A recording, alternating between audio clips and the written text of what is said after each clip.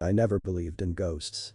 I mean, I watched horror movies, laughed at haunted house tours, and rolled my eyes when people talked about energy and spirits. But something happened when I was 16 that still makes it hard for me to sleep with the lights off. It started the weekend my parents left me home alone. My parents were going on a 2-day trip to visit my uncle in the next state. I begged them to let me stay, typical teenager stuff. I had school assignments, and the thought of being stuck in a car for 8 hours didn't sound fun. They hesitated but eventually agreed. Before leaving, my dad pulled me aside and said something strange. "If you hear any noises coming from the basement, ignore them. And whatever you do, don't go down there." I laughed, thinking he was joking. He didn't laugh back. Our basement was always kind of off. It was the only part of the house that was always cold, no matter the weather. I avoided it. Everyone did. The first night was quiet. Until around 2:30 a.m. I was in my room, scrolling through my phone, when I heard a thump. Then another. It was coming from the basement. I froze. The basement door was at the end of the hallway outside my room. I slowly walked over and just stood there, listening. Another thump. Then what sounded like dragging. I pressed my ear against the door. There was whispering. Very faint.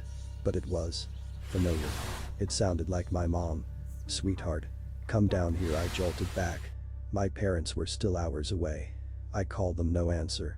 I texted both. Nothing. Maybe they were asleep.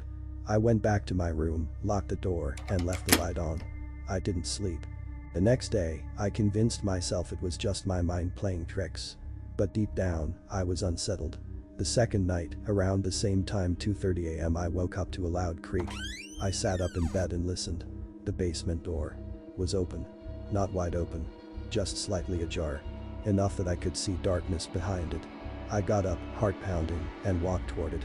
My phone flashlight barely cut through the blackness. I called out. "Hello." No answer. Suddenly, I heard running footsteps charging up the stairs from the basement. I slammed the door shut and pushed a chair against the knob. I didn't sleep. Again. The next morning, I decided to check the basement in daylight. I took a kitchen knife with me, just in case. I opened the door, and a gust of cold air hit me. Each step down felt like walking deeper into a freezer. When I reached the bottom, everything looked normal. Old furniture. Boxes. The dusty washing machine. Then I noticed something behind the water heater, an old wooden door I'd never seen before. I opened it. And there was a small hidden room. Barely big enough to fit one person. On the wall were photos. Dozens of them. Pictures of me. From childhood to recent. Some taken from inside the house. I backed out slowly. That's when I saw it. In the corner of the basement stood a woman. Pale. Motionless. Her face was smeared with what looked like ash or dirt. And she smiled at me. I ran. I didn't stop until I was outside on the lawn.